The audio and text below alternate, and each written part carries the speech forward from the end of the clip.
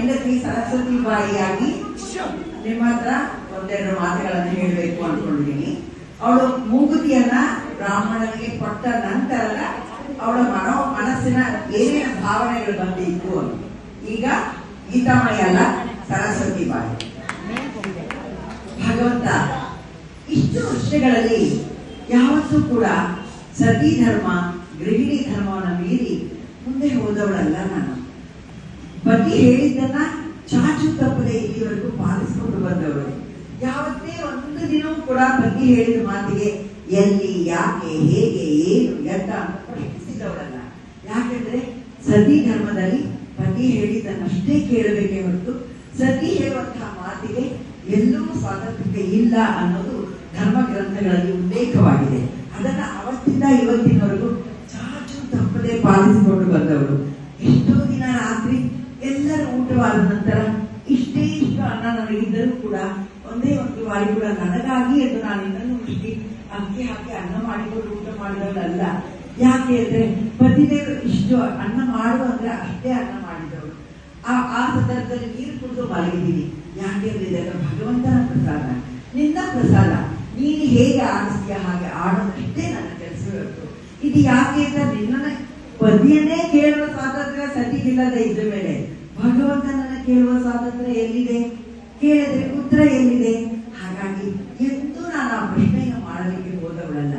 ಆ ಬ್ರಾಹ್ಮಣ ಬಂದು ಏನಾದ್ರೂ ಕೊಡಿ ಉಪನಯನಕ್ಕೆ ಸಹಾಯ ಅಂತ ಕೇಳಿದಾಗ, ಆಹಾ, ಉಪನಯನ ಎಂತ ದೈವಿಕವಾದಂತಹ ಸಂಪ್ರದಾಯ. ಒಂದು ಹುಡುಗನಿಗೆ ಒಟ್ಟುವಾಗೋದಕ್ಕೆ ಕೊಡುವಂತಹ ಒಂದು ಸ್ವಾತಂತ್ರ್ಯತೆಯನ್ನು ಕೊಡುವಂತಹ ಒಂದು ಸಂದರ್ಭ ಅದು. ಆ ಉಪನಯನದ ನಂತರ ಆ ಹುಡುಗ ವೇದ, ಉಪನಿಷತ್ತು ಎಲ್ಲರನ್ನೂ ವಿದ್ಯಾಭ್ಯಾಸ ಗುರುಮುಖೇನ ಕಲಿಯೋದಕ್ಕೆ ಹೋಗ್ತೇನೆ. ಆಹಾ, ಎಂತ ಶುಭ ಸಂದರ್ಭ ಜೀವನದಲ್ಲಿ. ಇದಕ್ಕೆ ನನ್ನಿಂದಾಗಿ ಏನಾದ್ರೂ ಸಹಾಯ ಆಗಲೇಬೇಕು ಅನ್ನೋ ಮನಸ್ಸು ಯಾಕೆ ಕೊಟ್ಟೆಯೋ ನೀನು ಗೊತ್ತಿಲ್ಲ ಭಗವಂತ.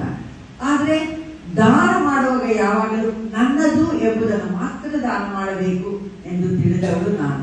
ಹಾಗಾಗಿ ಯೋಚನೆ ಮಾಡಿದಾಗ ನನ್ನದಾಗಿ ನನ್ನ ಬಳಿ ಇದ್ದದ್ದು ನನ್ನ ತವರಿನಿಂದ ಕೊಟ್ಟ ಈ ಮೂಗುತಿ ಮಾತ್ರ ಇದ್ದದ್ದು.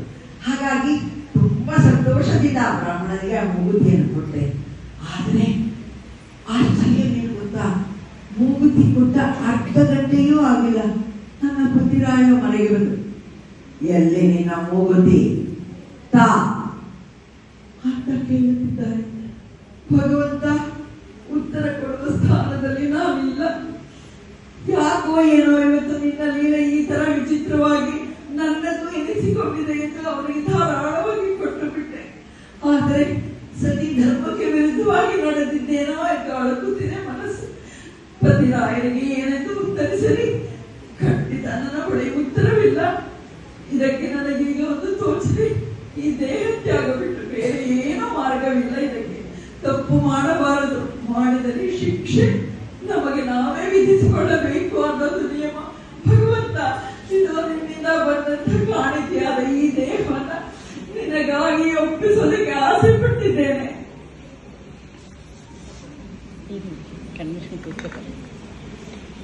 ಈಗ ಈ ಬಟ್ಟಲಿನಲ್ಲಿರುವ ವಿಷವನ್ನು ಕುಡಿದು ದೇಹ ತ್ಯಾಗ ಮಾಡ ಬಯಸುತ್ತಿದ್ದೆ. ಗೊತ್ತು ಈ ರೀತಿ ದೇಹ ತ್ಯಾಗ ಮಾಡುವುದು ತಪ್ಪು ಎಂದು, ಅದು ಕೂಡ ನೀನೇ ಕೊಟ್ಟ ತಿಳುವಳಿಕೆ. ಆದ್ರೆ ತಪ್ಪಿಗೆ ಶಿಕ್ಷೆ ಬೇರೆಯವರನ್ನ ತೆಗೆದುಕೊಳ್ಳುವ ಬದಲು ನಾನೇ ಶಿಕ್ಷಿಸಿಕೊಳ್ಳುವುದು ಉತ್ತಮ ಎಂದು ತಿಳಿದಿದ್ದೇನೆ. ಭಗವಂತ, ಇದು ಈ ದೇಹವನ್ನು ನೀನು ತೆಗೆದುಕೋ, ಬೇಡ ಅಂದ್ರೆ ಬೇಡ. ಈ ದೇಹಕ್ಕೆ ಮುಕ್ತಿ ಸಿಗಬೇಕಾದ್ರೆ ನೀನು ಈ ದೇಹವನ್ನು ಸ್ವೀಕರಿಸಲೇಬೇಕು. ಭಗವಂತ, ಇದನ್ನು ಬಿಟ್ಟು ನನಗೆ ಬೇರೆ ದಾರಿ ಕಾಣ. ಇದೇನು ಸಹಾಯ ಹೊರಟ ನನಗೆ ಮೂಗುತಿ, ಅದು ಈ ವಿಷದ ಬಟ್ಟಲಲ್ಲಿ. ಅಪ್ಪ ಭಗವಂತ, ಏನಿದು ನಿನ್ನ ಲೀಲೆ? ಅಯ್ಯೋ,